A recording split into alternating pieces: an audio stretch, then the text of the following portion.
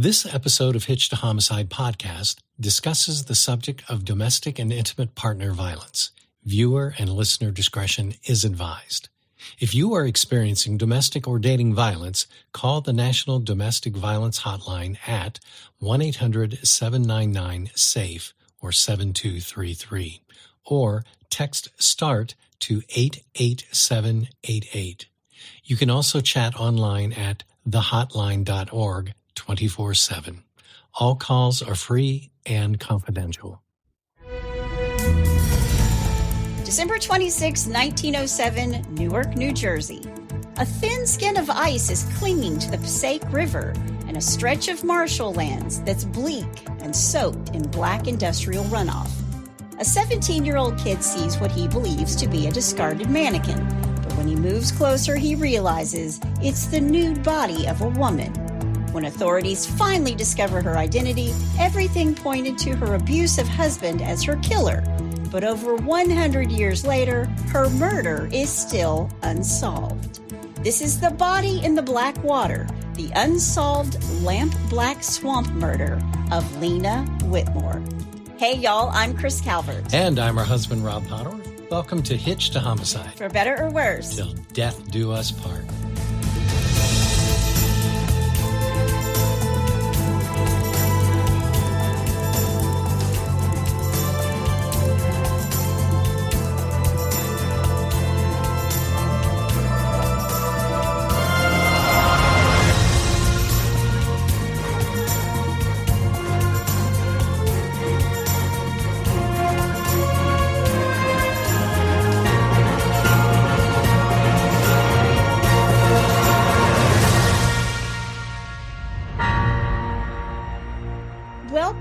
Everybody. Yes, welcome. And for our friends in Bangladesh. Okay, Bangladesh.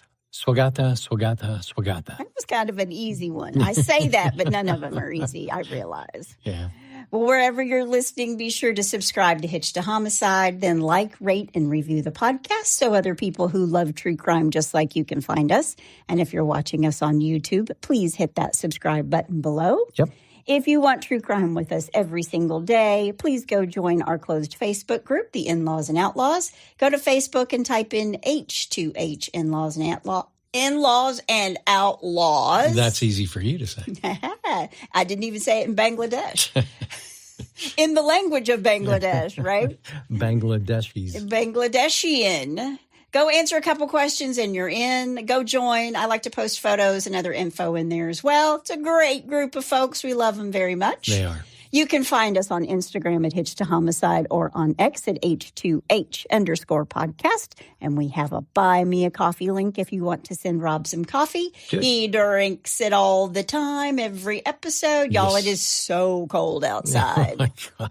I was out for like 30 seconds and my face was frozen.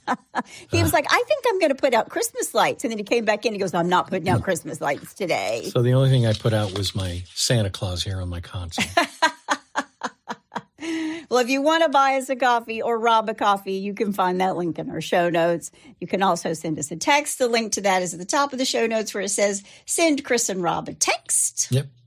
Well, honey, it's December. Yes, it is. And also, I have the Grinch here on my console. So I have Santa and the Grinch just to cover all my bases. Okay. Is one on each shoulder? Like, Yeah. Christmas is horrible. Christmas is great. Just saying. Well, it's December. Rob and I took some time off in November, not from the podcast, obviously, but to get some rest and relaxation. Yes. We went to Mexico for a couple weeks. Y'all, I'd never had a real Mexican Coke before. I cheated on my Diet Mountain Dew with Mexican Coke. It was like cheating with a swarthy boyfriend on my Southern dude that I left at home. I'm not even going to go there. My exotic new liquid boyfriend. There you go. But we're home and off the sugar again. You know, when you're on vacation, you eat everything you can find. Y'all, I was even eating like Sour Patch Kids at the airport. But that's a whole other story because we couldn't get home. I ate my own weight every day. Yeah, Rob, I had a new Mexican boyfriend. Rob caught a Mexican cold. Oh, gosh. Yeah, I was sick for like 3 days on the trip. Well, it's December, and I'm going to try to focus on Christmas-related true crimes. They're more on the Grinch side than they are the Santa side. Yeah. This one's an oldie but a goodie. Lots of old and interesting newspaper articles to read. I think I would have loved to have been a crime reporter in the early 1900s because it's so sensational. You didn't know what was really going on. You just wrote fiction, and no one ever held you accountable for anything as long as you were selling newspapers. And they were always so flowery. Very flowery. I'm going to be quoting some of them. I'm going to be quoting transcripts from the court today. It's good. Before we get started, let me thank some sources. Joe Pompeo's Substack, A True Christmas Murder, the New York Times, the New York Post, the Newark Evening Star, and the Bayonne Times. There you go. Well, you ready? I am. Let's do it. Helena, she goes by Lena Salter, was born in Connecticut in 1873. She grew up in Albany, New York, where her English father was a shoemaker. That's a cobbler, right? Yeah. You know, when I write about like thrillers and people want a new identity, they go to the cobbler. They make them a new identity. Really? They're called the cobbler. Yep. Wow. Now, you know something new. Shoes, new identity. There you go. Wish I'd have known that when I was in high school. They don't do fake IDs like, I'm just saying. New passports, new identity. Fake shoes. And real shoes. Different cobbler. But Lena had 7 brothers and sisters. You know, it was back in that time when there were just lots of kids in the family. Yep. She even had a sister named Bessie. We'll talk about her a little bit later. I had a cow named Bessie. I'm just kidding. Theodore Whitmore was born in 1871 and grew up in Albany, New York, where his father was a laborer to support the family along with his grandmother. So his grandmother is working alongside his dad to keep the family afloat. All right. Lena married Theodore Whitmore in 1893 when she was 20 years old. And a year later, after she and Theodore had a baby, it passed away at 8 months old. Oh. They lived together in Albany, New York, and Theodore seems to have a problem with his temper. Now, I don't know if he was a big drinker. I know he does drink as I go through the story. I suspect that he was a big drinker because just 2 years after these two are married and get pregnant and lose their child, Theo is charged and convicted of assault in 1895. Wow. Now, there aren't many specific records. There are actually no specific records about who Theo assaulted or what the circumstances were behind him being convicted.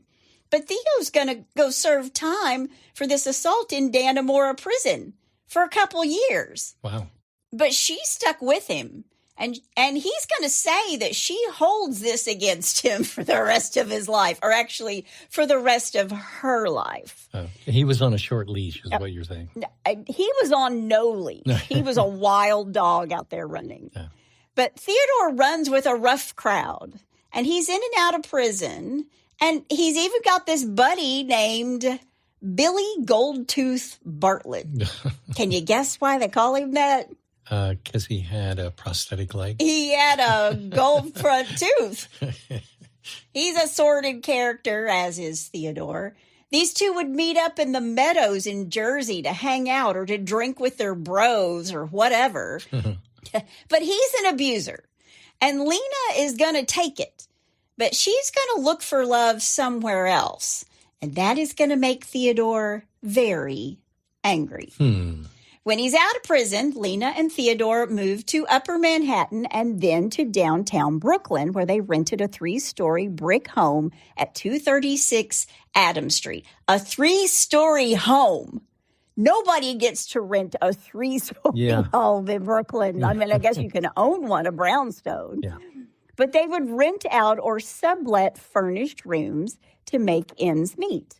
And Theodore worked as a train operator for Manhattan's elevated rail system. Okay. They called him a motorman. I had to look that up. I was like, a motorman? Like, that sounds like the guy who's got his head under the hood of a 1963 Chevy on the weekends. But. Well, actually, motorman, my dad was a motorman on the USS George Clymer. So that just means he drove something. Well, and in my dad's case, he worked on the engines. Oh, okay, okay. Yeah. But when Lena marries Theodore, and I don't know if she marries him because she's pregnant, but they do have their son pretty quickly after they marry, and then 8 months later, the baby dies. And then he assaults another woman, goes to prison. But Lena's miserable, and Theodore is abusive, and he's not a nice husband. He may be a decent provider, but they are taking in these subletters in order to make ends meet. Sure. In 1906, Theodore beats Lena, and she goes to the police. And she's going to press charges against him. She brings battery charges against him. But before it can go to court, Theodore's attorney sweet talks Lena and convinces her to drop the charges. Now, who knows what he said to her, but it's 1906 and women don't have any rights. It's going to be another 14 years before we can even vote. Right. But Theodore's lawyer is like, come on, Lena. Come on, honey. You don't want to put him back in prison. I mean, I don't know that he said that, but she did withdraw her complaint. And Lena's looking for love, not at her husband. She's looking for love in all the wrong places. She's like Mickey Gilley. Yeah. I'm showing my age. That's a 70s movie, Urban Cowboy. Yep. A man named Harry Hendrickson is a friend of both Lena and Theodore. He sort of runs in the same circles as they do, but Harry's a sailor by occupation, and he still lives with his mom and dad. No. So it's just like all the kids moving back home right now. Harry's living with his mom and dad in 1907. Okay. He's about 3 or 4 years younger than Lena, who apparently is now a cougar, because 3 or 4 years younger then, that's a big deal. Yeah.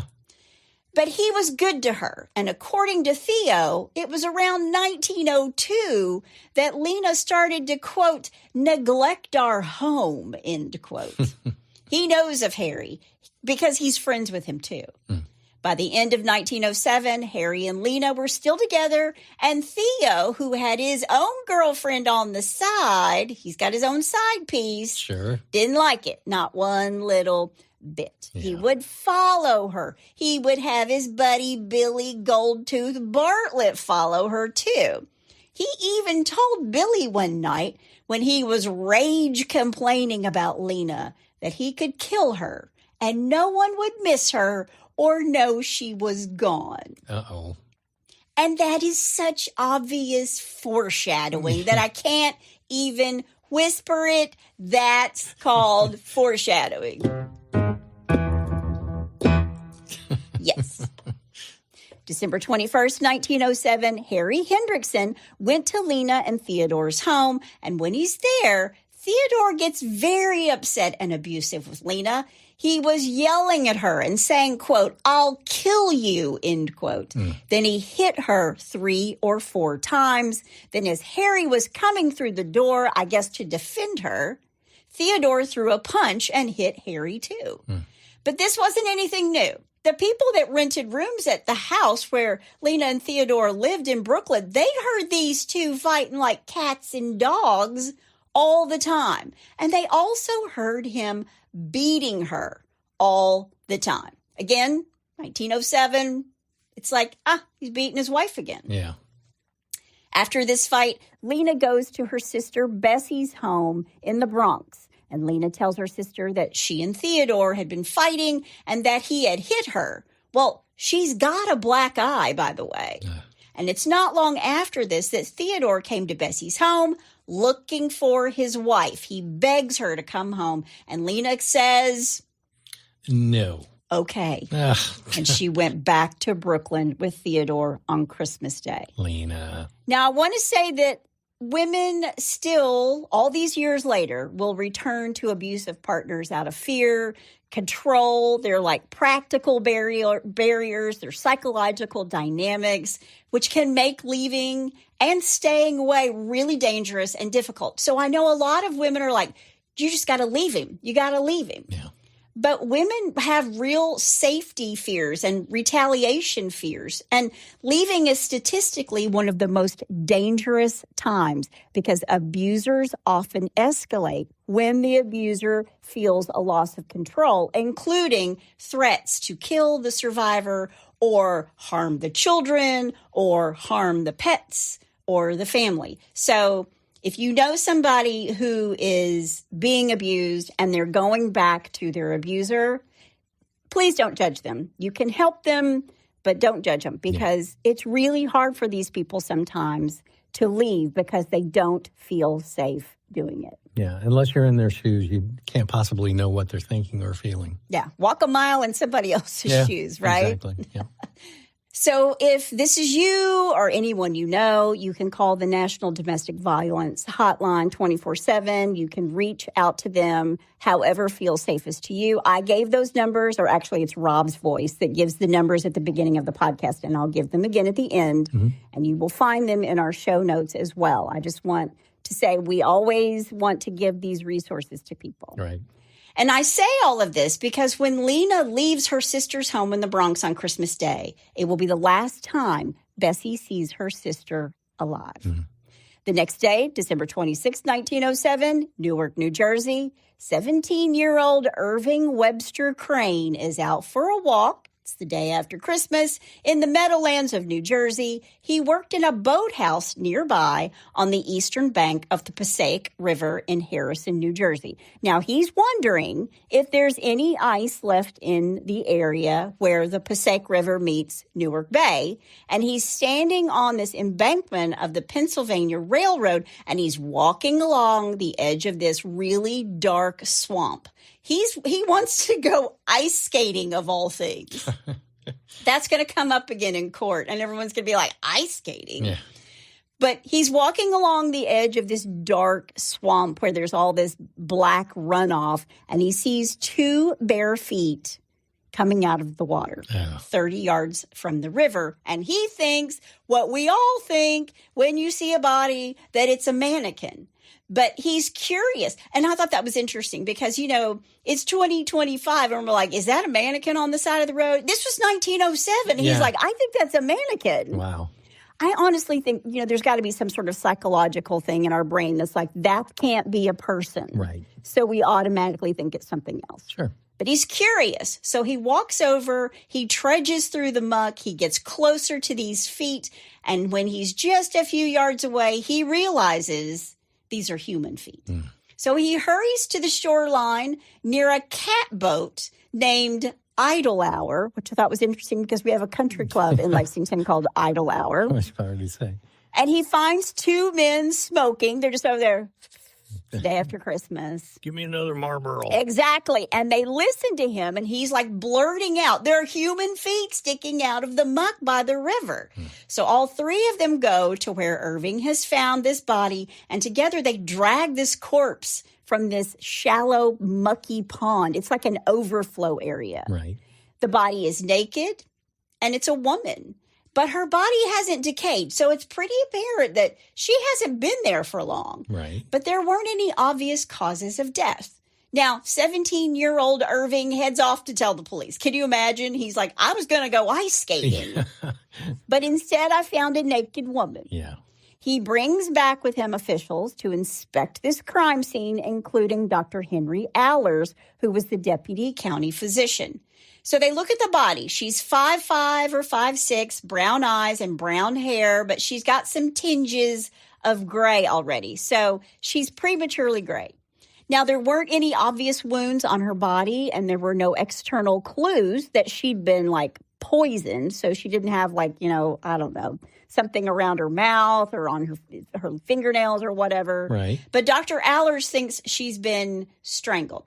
She had scratches on her face, her breast, knees, and elbows because it looked like her body had been dragged by her feet face down over like a short distance through the muck before it was just like shoved into this overflow pool. Wow.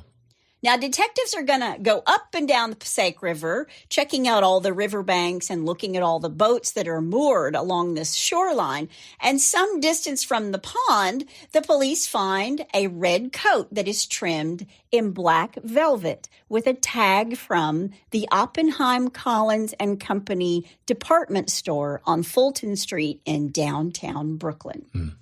Now, a little closer to another catboat is a fur muff, a garter, and a scarf. And if you don't know what a muff is, it's that round thing that you stick your hands in and keep them warm. That's what Joe Burrow has. I was going to say, it's exactly what the NFL players use now. They've always got their hands in there. And the heated, yeah.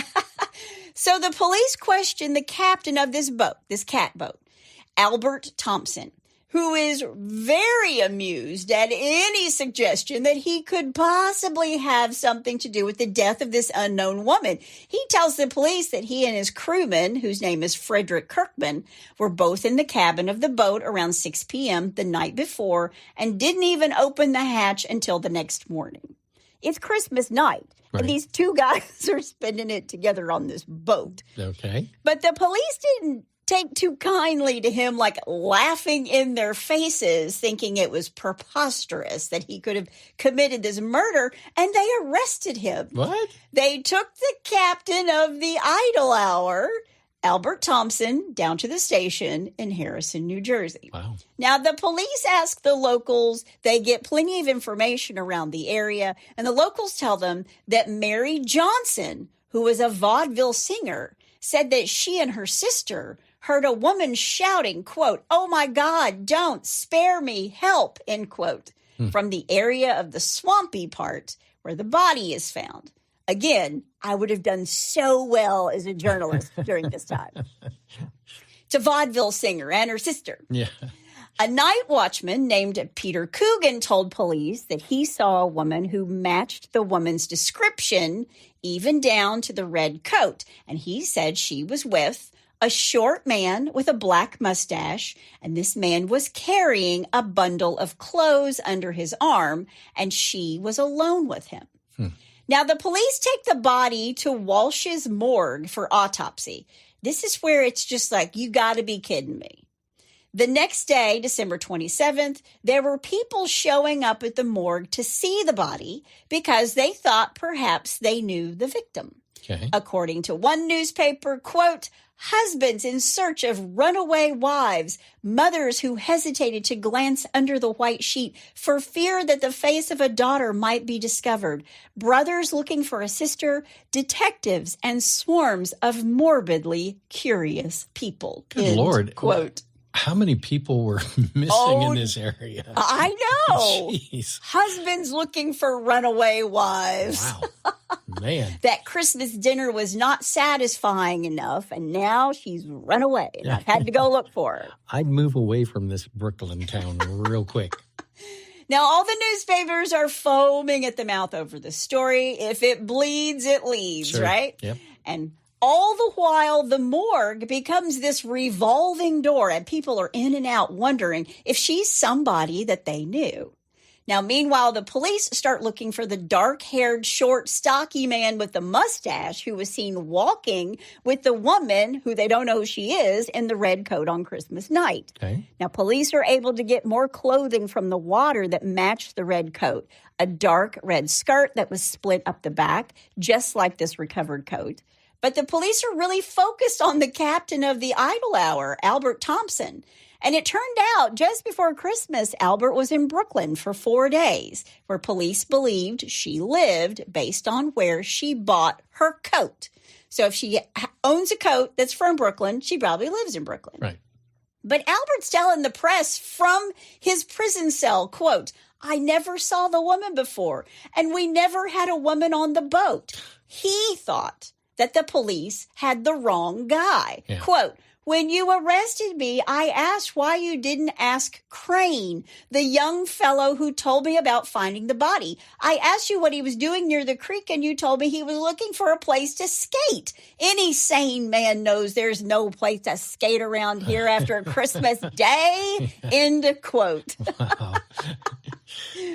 And it was helpful that the police and authorities in Kings County didn't think that just because her coat was from Brooklyn didn't mean that she was. Right. But when police contacted Oppenheim, Collins and Company, they didn't have a sales record on hand. So it made it pretty daggone hard for anybody in the store to ID someone who'd purchased this coat. And the police didn't even believe that the woman was from Brooklyn in reality.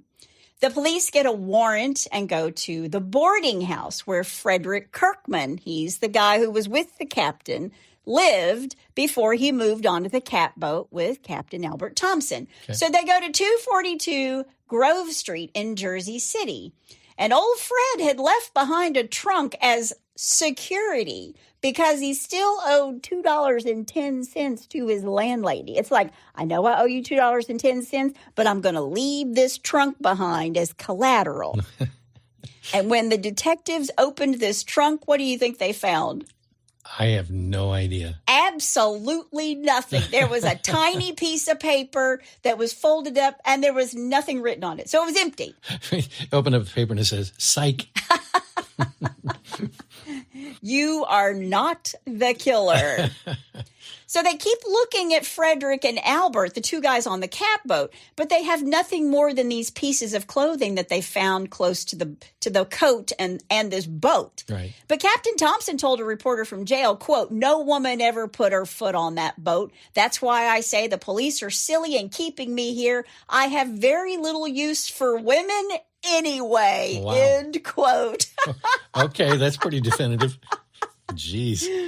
And I wanted to say, well, you did have your first mate with you on the boat. Yeah. And you closed the hatch at 6 on Christmas night and didn't come out. I'm just saying. 1 + 1. But this is about the time that a woman named Margaret Wright shows up at the morgue. It's Saturday, December 28th. She owned an employment agency and came to the morgue after reading about the woman found in the newspaper and thought that the description of this body was a woman who'd been to her employment agency on December 17th when she was applying for a housekeeping job. Now, all I can say is all these people are going to come forward. And all they're saying is she's 5'5", 5'6", 150 pounds, brown hair, brown eyes. She's graying a little bit. And from that, you're going, this is the woman who came to my employment agency. I think they just wanted to see the body. They wanted to be a part of it. Right. When Margaret Wright sees the body, she says, "This is the woman." And she tells the police that she said her name was Annie Nivens. She told Margaret that, quote, she had been keeping house for 2 men in Brooklyn for 2 years, but had grown tired of the job and wanted employment elsewhere. She refused to tell me her address, but said she was stopping in Newark until she found employment, which suited her. I distinctly remember the red shirt and coat. End quote. Then a detective from East Orange pays a visit to the morgue. And this place is a revolving door.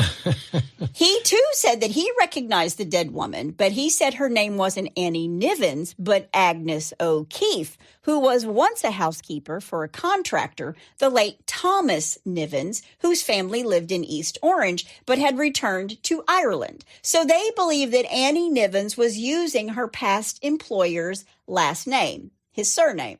Okay. But while all this is happening, the autopsy is performed, and that began on December 30th, which is just the most fabulous day of the year, by the way. That's my birthday. It's her birthday. There were 2 bruises below her right ear that the doctor hadn't noticed until now. I mean, she's covered in like black muck. So when they clean her up, they find these bruises. And here's what the doctors believe happened based on her body. On Christmas night, she was hit on the back of the head hard enough to fracture her skull, rupture a cerebral artery, and form a blood clot at the base of her brain. There were imprints on her tongue where she'd like bitten down on her tongue. So they think that she was either speaking or crying, of all things, during the attack. Well, I bite my tongue, and nobody's hitting me on the back of the head. So yeah. I feel like, she didn't have to be speaking or screaming or crying to be hit on the back of the head and bite her tongue. Right. Her clothes were taken off, and she was dragged through this dirt and ash and cinder, all of which was found inside her mouth and down inside her throat. She had water in her lungs, so she was alive when she was tossed into this shallow pool. Wow. And they believe that the cold water probably woke her up. Don't know if that's true or not, after being beaten unconscious. Yeah. But she was too weak to get out of the water and drowned in the shallow, muddy, mucky water. So after her autopsy, they're saying this wasn't a suicide, this wasn't an accident. she was murdered. Yeah, it wasn't a suicide. It's not a suicide. Okay. It was in the paper. It was a possibility. Oh, jeez. I mean, she cried and screamed. She's a woman. She cried and screamed and threw herself into, a shallow pool where she died. She hit herself in the back of the head with a hammer. Yeah.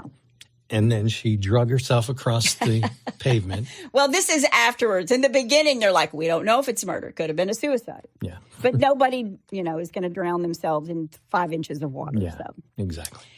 But what nobody seemed to be able to say definitively was, who was she? Who she was. Was she Agnes O'Keefe? Well, the Brooklyn Daily Eagle said that her hands showed, quote, no traces of rough work of any kind, end quote. And the undertaker's place, Walsh's place, was still full of people showing up to see this body to make sure it wasn't someone that they knew. It wasn't a runaway wife. That's when Hattie Hull, who lived on the Upper West Side, came to see the body. She told the police that the woman wasn't Annie Nivens or Agnes O'Keefe, but Agnes Young, who was indeed from Brooklyn.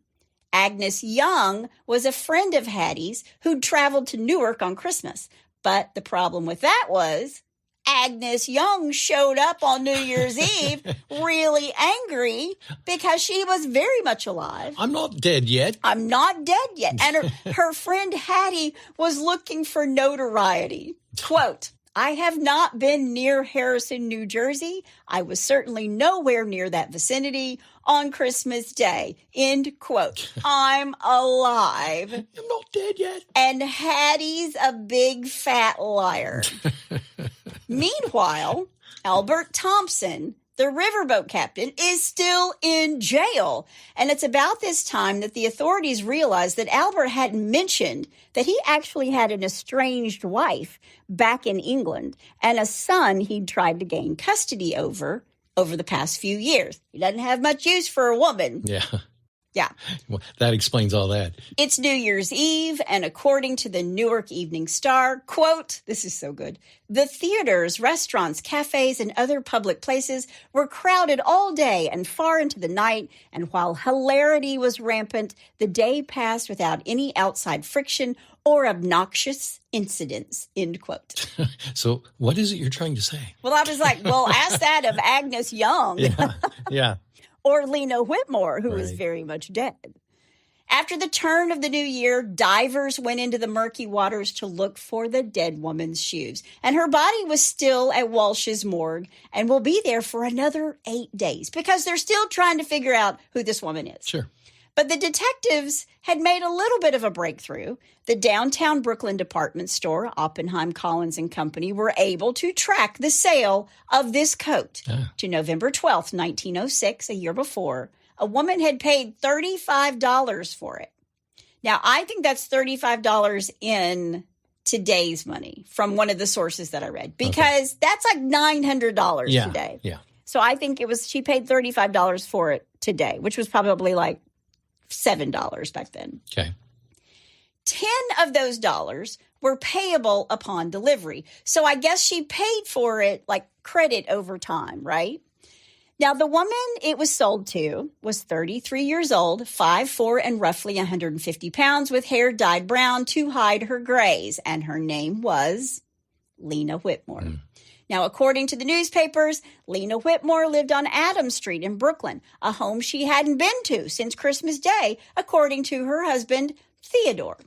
And they say in the papers that Theodore was a motorman on the 3rd Avenue Railway. And when he's questioned, he really didn't have a very good explanation as to where his wife, Lena, might be. She ran away. Only to say that she might have gone to visit her relatives in Schenectady.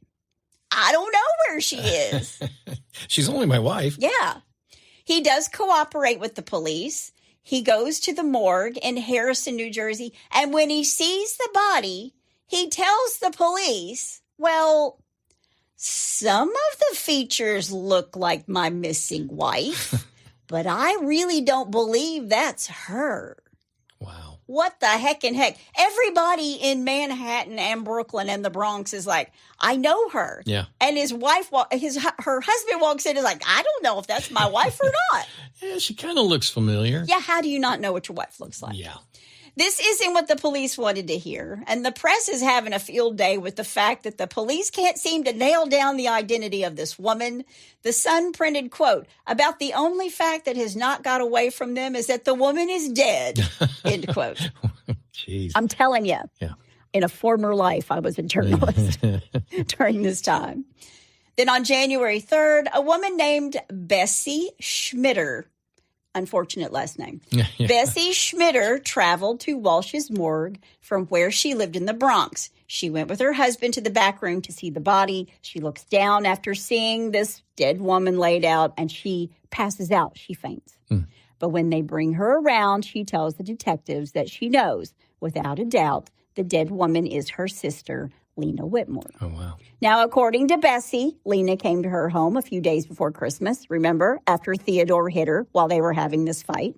And then Theodore came looking for his wife at his sister-in-law's house, begging her to come home. And Lena said, okay. And Lena went back to the Bronx on Christmas Day. It was the last time Bessie saw her sister alive.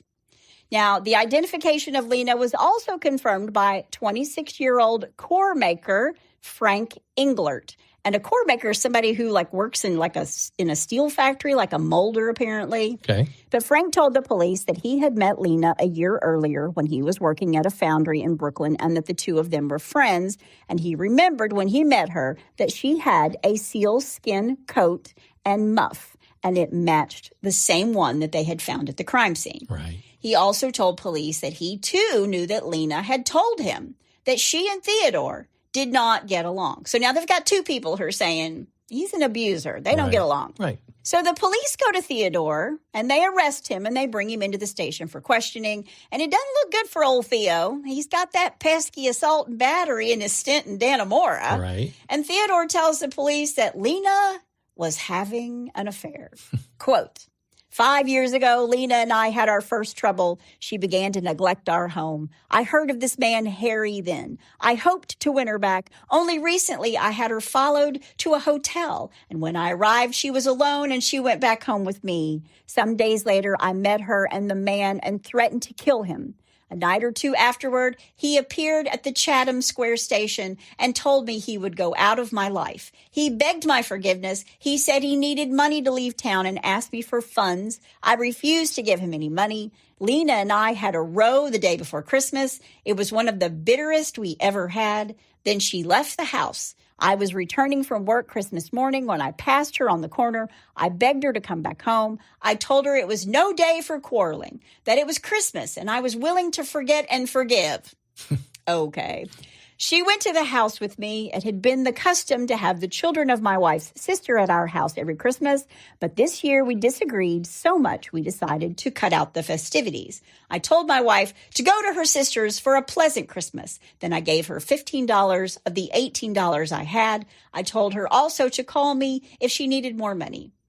We seemed to have made up all the differences, and I was most happy. I went out to buy some tobacco. I was gone only a few minutes, but when I returned, my wife had left. I hadn't seen her since, unless the body in the Harrison morgue is hers, end quote. Okay. So he tells his whole story and says, I haven't seen her. Unless maybe that body that I can't really identify in the morgue actually is her. Wow. But according to Bessie Schmitter, on Christmas night, she got a telegram from Brooklyn that said, quote, don't expect me tonight, signed Lena. Then 2 days later, a letter that was supposedly from Lena came that said she was going to Schenectady to visit their other sister. She was getting her things out of the house, and as soon as she got all of them, she was going upstate. Quote, he is trying to be awful good now, but I will not trust him anymore. I hope everything will be all right next week, end quote. But Bessie tells the police that the handwriting didn't belong to Lena, and it looked more like it had been written by a man. So who'd written this letter after Lena was dead? Right. When the police asked Theodore about the letter, he's like, I don't know anything about a letter. He sticks to his story that while Lena's body was sitting at the morgue, he thought she was with her sister in Schenectady. And he tells police he had nothing to do with Lena's murder on Christmas night. And, of course, the police aren't buying what he's selling. Right. They keep hammering him over and over. And when he started to show signs that he was about to break, this was in the newspaper, he moaned and cried and refused to eat, although he did accept whiskey and sedatives to calm his nerves. Would you like a sedative? Jeez. I won't eat. You want some whiskey? Yes. Okay. Yeah. I'm in. You want something that's going to not? Yes. I'll take the drugs. I'll take the alcohol. Yeah. On January 3rd, police bring Bessie Schmitter to Theodore's cell, where she says to him, quote, "You killed her at last, didn't you?" End quote. Mm. And when he said he did not, she said, quote, "Yes, you did. You know you did," end quote. Wow. Just like a sister who knows what's up would say. Yeah. Meanwhile, the police go to Harry Hendrickson, the man Theodore says Lena was cheating on him with. But Harry's mother, remember he lives at home, right, tells the authorities Harry was home on Christmas night. And Harry said he didn't know any more than what he'd read in the newspaper. Right. In fact, he hadn't even stepped foot in New Jersey since July. But people who were staying with his parents, with Harry's parents, said they didn't remember if Harry was home on Christmas night or not. And then they remembered seeing him around the house in the days after with a woman named Georgie. Uh-oh. So remember that name. Okay. But while Theodore is trying to point to Harry, it's her lover that did this, police discovered that Theodore had given Lena's jewelry to a man named Harry Radin, a guy who owned a saloon at 49 Tillery Street in Brooklyn, just a short distance from their home. And he had told the police that when Lena left, she was wearing 4 rings, a diamond ring, a single stone of 2 carats. That's a big-ass diamond she's wearing. Right. Initials LWQ on the inside, a turquoise ring, 1 3/4 carat ring with HD or from Will to Hattie engraved on the inside. Sometimes they called her Hattie. Helena, Hattie, Lena. All right.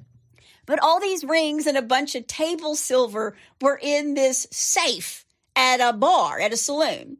And Harry told the police that on the morning of December 29th, that Theodore came into his place and said, "Here are a couple packages I want you to keep safe for my wife and me. I'm going out of town and I want them in a safe place." Then a handwriting expert took a look at the letter that was pinned to Bessie and said, "This is more likely Theodore's handwriting." Right. Again, is not looking good for Theo. Yeah.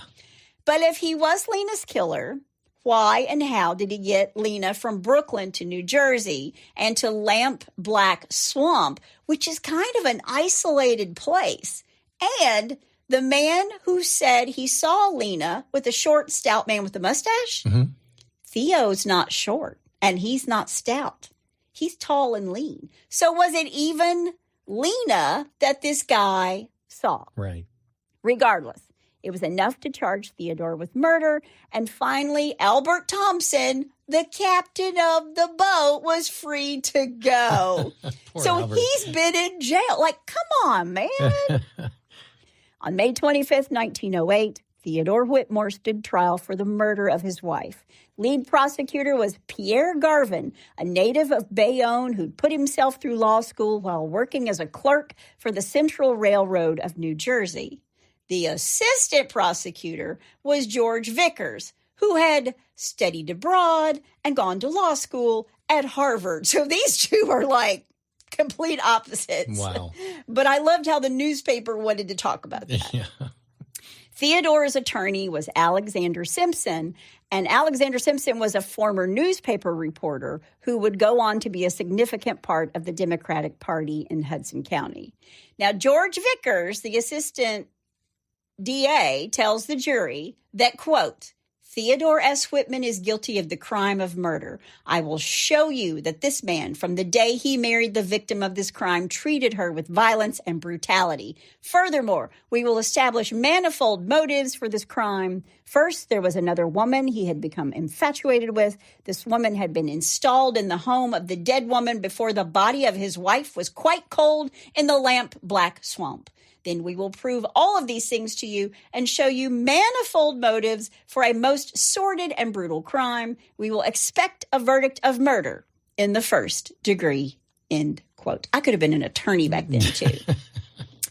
But the defense gets up in front of the jury and says, this is all circumstantial. He can wax poetic all he wants, but this is all circumstantial evidence. But they paraded their witnesses, 17-year-old Irving Crane, who found the body, Albert Thompson and Frederick Kirkman, the two boatmen, Dr. Otto Schultz, who performed the autopsy, and then Bessie, Lena's sister. She gets on the stand and describes identifying Lena's body. She's sobbing, and then Bessie faints again when she's leaving the witness stand, just like she did when she was at Walsh's at the Undertaker. Sure. And then the next day, Bessie takes the stand again and tells the jury how horrible Theodore was. And while she's just talking smack about Theodore, and he is glaring. He's just staring daggers at her the entire time. Quote, he was very brutal in his treatment of my sister. He abused her frightfully. I was in the next room at one time, and I heard him strike her. Another time, I saw him beat my sister without mercy. Lena came to my house on December 21st and had a black eye and a swollen cheek, end quote. Wow. And what she says is that she went to Lena and Theodore's home the day after Christmas, and he told her that Lena was out. And when she asked, well, who's she out with? He says, quote, with that Harry, end quote. And then he slammed the door in her face. Wow. Now, remember, he's told people she went to Schenectady. Right. But another witness was actually even more damning. Joseph B. Quinn, who knew Theodore from work, said that he saw Theodore near Harrison, New Jersey, which is exactly where she's found, between 12:40 and 12:45 a.m. on December 26th. Joseph was returning from Newark after a Christmas visit with a, quote, lady friend, end quote, and he was positive that he saw his work colleague at Jersey City's Pennsylvania Railroad Terminal wearing a black derby hat and dark clothes. But then Theodore's side chick took the stand, and her name is Georgie Dickinson. Uh-oh. So Georgie has talked with, well, we'll talk about this in a second, but Georgie and Harry are getting together and like, what the heck fire we gotten ourselves into? Yeah. Georgie gets on the stand and said, quote, I did not know Theodore was married until the day after Christmas when he took me to his home and gave me his wife's clothing, What? end quote. Yeah. She also told the court that he had also given her a bracelet the Monday before Christmas. Quote, he said she, meaning Lena, would not be back. I think he said she had gone somewhere out west, end quote. Wow. Then Harry Hendrickson got on the stand and said that when he went to Lena's home on December 21st, he was there. Theodore yelled at Lena, quote, I'll kill you. Then he hit her 3 or 4 times. Then he turned to me as I was coming through the door and he hit me across the face, end quote. So he recounts like just getting cold cocked. Sure. Then Lena's friend Lillian Heidel got on the stand, telling the jurors that she'd spent most of Christmas Eve Lena had spent most of Christmas Eve hiding out at her home on Lawrence Street, saying that she was afraid of her husband. Wow. But then Billy Goldtooth Bartlett took the stand. He's back. He testifies that he followed Lena and Harry at Theo's request, saying, quote, I could kill her and no one would know, end quote. Then he tells the jurors that Theodore was really familiar with the area of New Jersey where Lena's body was found because he'd been there with him, quote, many times, end quote. Ouch. And a friend of Theodore's named Frederick William Elliott admitted that he was the one who forged the letters to Bessie Schmitter because he wanted to prevent Lena's relatives from, quote, breaking up his home, end quote. So it's pretty obvious that Theodore most likely murdered his wife. She was having an affair. He was having an affair. And just the day after his wife goes missing, he brings in his side chick, Georgie, and gives her his wife's jewelry. Theodore even got his buddy Fred to write the letters to his dead wife's sister. And he'd been seen in a town close to Harrison, New Jersey by a guy he worked with on the night that Lena's murdered. But had anyone actually put Theodore at the scene of the crime? Well, there was one guy who said he saw Lena, recognized her coat and everything, but did he see her with Theodore? On May 27th, Peter Coogan, the night watchman who'd seen Lena around 11 p.m., gets on the witness stand. Now, remember, he's the one who said he saw a guy with her that was short and stocky. Yeah. And Theodore's tall and slender. And on cross-examination, the defense, Alexander Simpson tells Theodore to come close to Peter. So while Peter Coogan's on the stand, Theodore gets out of his chair in the courtroom and stands in front of Peter while his defense attorney is saying, quote, "Come closely to Coogan and let him look at you," end quote. And Theodore's attorney had him speak aloud to Peter, asking if that was the voice he heard. "Was this the man you saw?" Quote, "No, this is not the man, nor is it the voice of the man. The voice is not the same, and the man was much shorter. The man I saw was short and stocky. This man is tall and more trimly built," end quote. And Theodore smiles and walks back to take his seat at the defense table. And the paper didn't say he had a shit-eating grin on his face, but I'd bet my life on it. The next day in court, May 28th, 1908, Theodore Whitman is set to take the stand in his own defense. And by this time, the courtroom is packed with people and journalists. And there are 2,000 more people waiting outside. Wow. But before Theodore takes the stand, a woman named Margaret O'Neill, who was staying in the Whitmore home with her husband, Daniel, a friend of Theodore's, they're staying in one of the sublet rooms on Adams Street in Brooklyn. She takes the stand and tells the court, quote, "I am positive that I saw Mr. Whitmore turning out the lights in his apartments at 10:30 on Christmas night," end quote.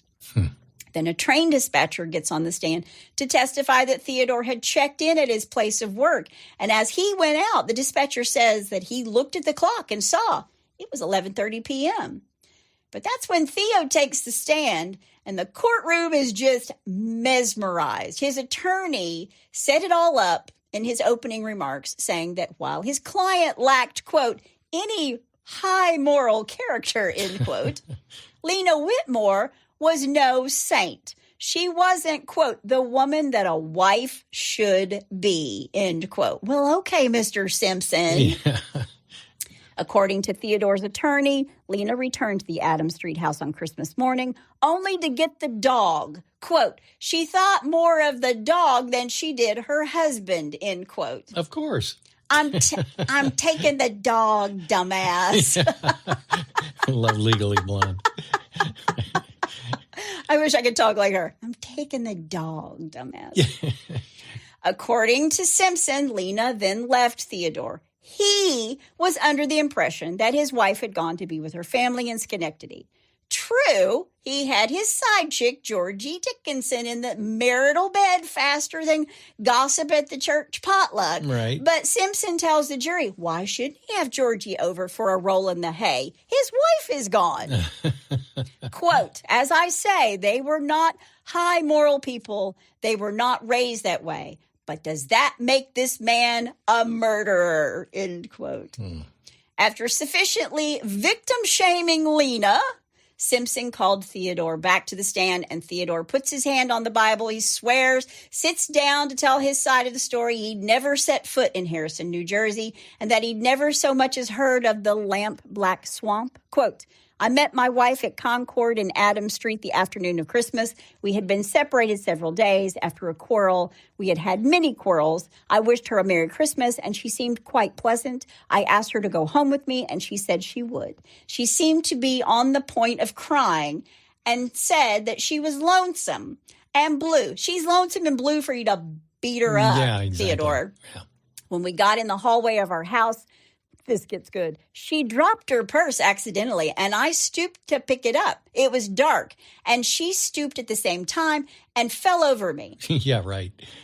There was no fight, as has been testified. Both of us laughed, and as I gave her the purse, she said rather sadly, quote, 'There isn't much in it,' end quote."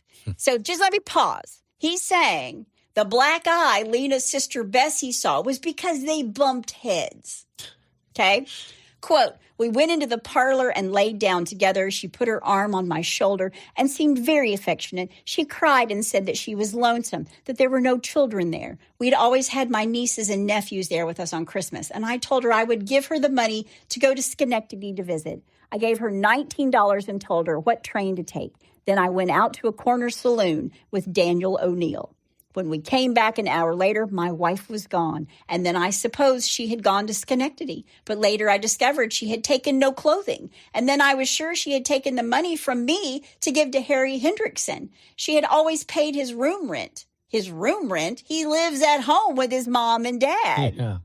And I felt that she had made a sucker of me again. I was mad. These thoughts made me angry. And I went down to Raymond's saloon to see if anyone had seen her. And there I met a man who said he had seen her with Harry Hendrickson a little farther over on Adams Street and only a short time before. Then I was practically certain that she had gotten the money from me to give to Hendrickson and that she did not intend to go to Schenectady.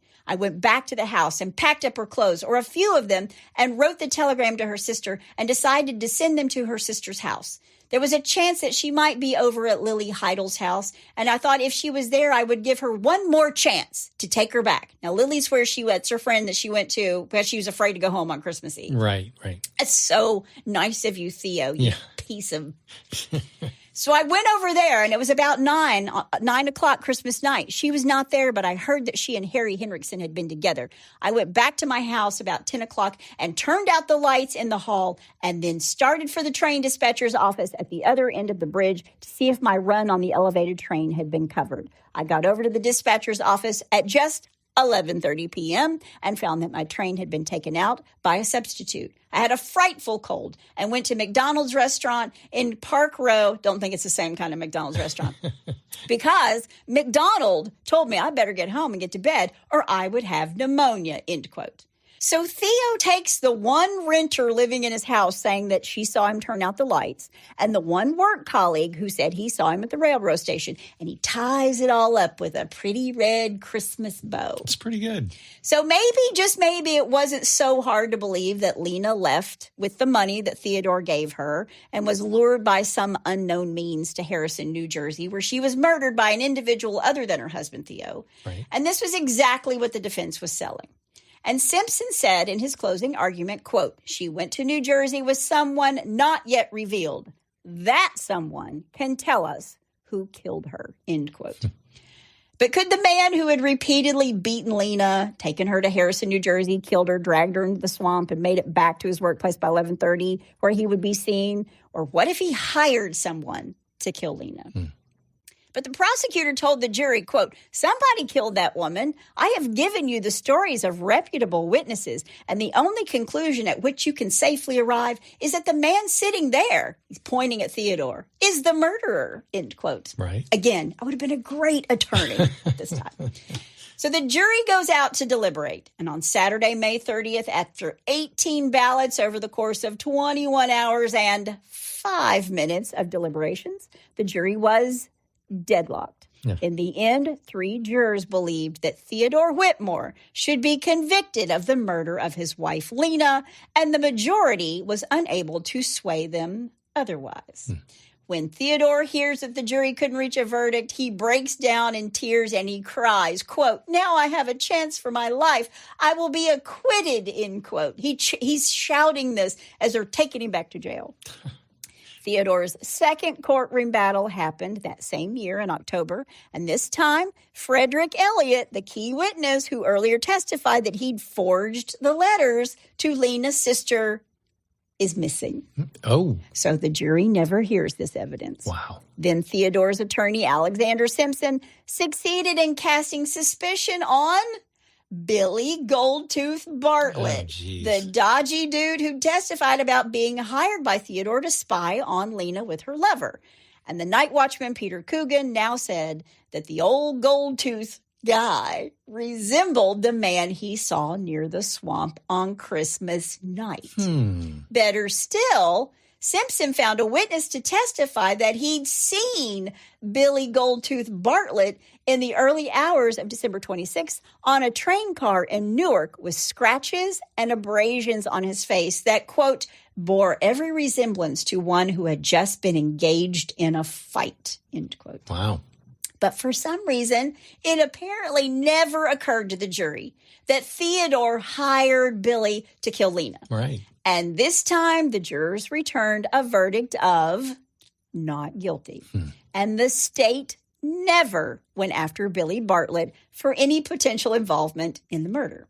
The Lampblack Swamp mystery, as the Star put it, was destined to enter the, quote, category of great unsolved tragedies, end quote. Or as it would be known today, in cyberspace. Lena Whitmore left no will, and even so, her personal property did not exceed $500. On November 12th, 1908, the Surrogates Court of Kings County named Theodore Whitmore the administrator of her small estate. Wasn't very much money. Right. Then, just a year after escaping the noose, Theodore was charged with grand larceny and declared by a judge to be, quote, a habitual criminal, end quote. He served 2 years in prison before being discharged in July of 1911, after which he disappeared from the public record. In 1924, the Daily News revisited this case, saying, quote, his prison term was just a short stretch. Justice exacted no fitting penalty for the tragic Christmas night that Lena Whitmore spent at the Lampblack Swamp, end quote. So did he do it? Did he have gold-toothed Billy Bartlett do it? What we do know is that 118 years later, no one knows who murdered Lena. Wow. Or why. Or do we? And women just didn't matter that much to society. So it's like, it's a woman. We don't need to find her killer. Right. Unbelievable. Wow. So I just want to say again, if you or someone you know is suffering from domestic abuse, you can call the National Domestic Violence Hotline at 800-799-SAFE or 800-799-7233. You can also chat live by going to their website at hotline.org or text START to 88788. And if you feel like you're in immediate danger, don't hesitate to call 911. I thought this was interesting. They even have a domestic violence informed, compassionate AI chatbot named Ruth, who will help you when you're unable to reach a live advocate. Wow.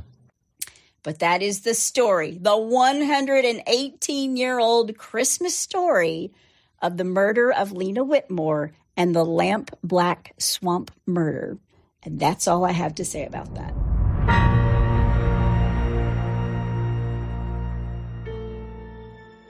For nearly 7 years, Jane Doe has lived in the shadows, her past buried deep beneath layers of secrecy and silence. After completing more than was asked of her in her last assignment for the enigmatic Kywolf project, Jane Doe vanished without a trace, leaving behind a trail of dead bodies and unanswered questions. But now, as the specter of her past returns with a vengeance, Jane finds herself thrust back into a world she thought she'd left behind forever. When her former sins come knocking on her door, Jane is faced with an impossible choice: continue to hide in the shadows, or once again take up arms against the forces that threaten to tear apart the fabric of society. With enemies lurking around every corner and allies who may not be what they seem, Jane must rely on her wits, training, and her unyielding determination to survive. And while trust is a luxury she cannot afford, Jane must confront the truth about herself and her past. As the clock ticks, she realizes that the line between family, friend, and foe are razor thin, and in the end, the only person she can rely on is herself. Jane Doe 4 Charlotte is available September 24th, 2024. No name, no regrets, no mercy.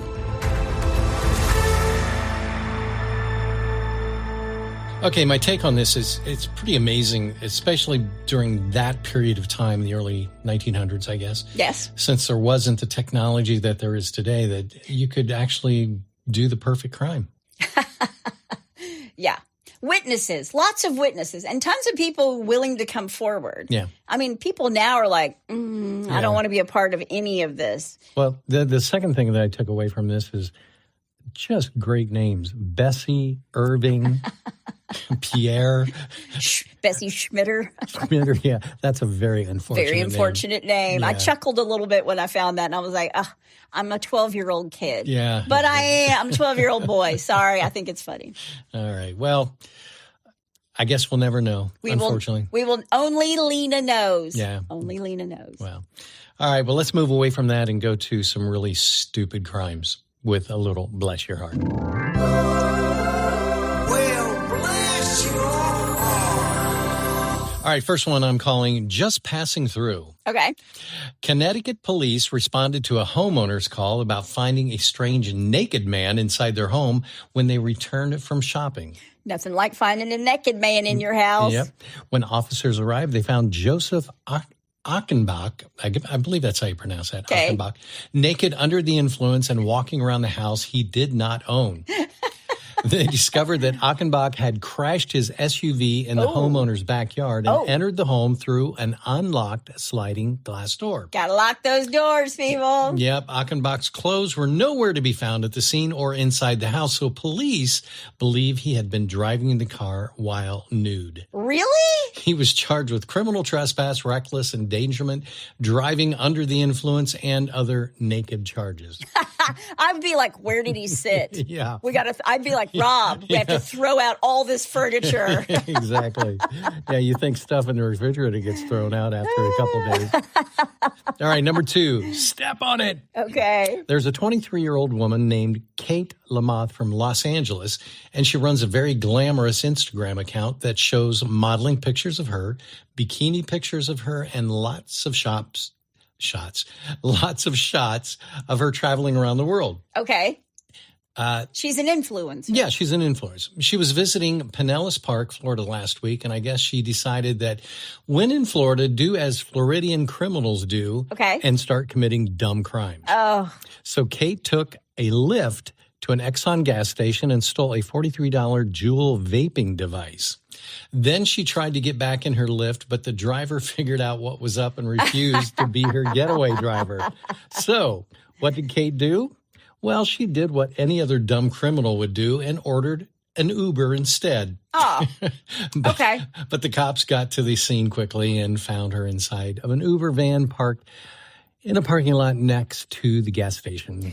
She was arrested for retail theft. You know, like when you can, do you want to message your driver? Hey, hurry up. Yeah.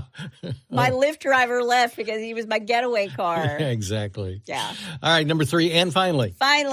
This is under the category of really? Really? Yeah. Really? Yeah. A man from Florida caused a commotion when airport officials spotted an unassembled parts of a military-grade grenade launcher. What? Packed in his bag. What? The man was pulled aside for questioning, and it was determined that he had all of the parts to assemble the grenade launcher, but it was not a functional weapon. And I get in trouble with TSA for having something over 3 ounces. I know. I had a 3-inch pocket knife accidentally on me one day, and they took it from me. They did. They mailed it back to him. Well, they mailed it back, but it was empty when it got there. Oh, I didn't know that. Yeah, it was gone. The man thought because it was not functional, he would be able to fly with the parts in his checked bag. What? The grenade launcher was confiscated, and the man was allowed to board the plane. You can't even get more than a personal item and a carry-on. And he thinks that he can get this grenade launcher because it's not put together. It doesn't work, I swear. Oh, my gosh. Well, there's your dumb criminals for a week. That's a good one. That's a good one. Can you imagine being that TSA agent, being like, you know, it's November. I haven't been paid in 4 weeks, and this guy's coming through. Yeah, exactly. Well, if you have a bless your heart, or you know somebody's heart who needs blessing or is trying to get a grenade launcher through TSA, all you got to do is go to hitchedtohomicide.com. When you get there, there's a pull-down menu, and while you're there, you can also suggest a case or tell us about your brush with true crime. Yep. That's my amazing husband out there. And that's my beautiful bride in the booth. Join us next time on What? Join us next time on Hitched to Homicide. I'm still in vacation mode. I know. We both are. Holy cow. Bye, y'all.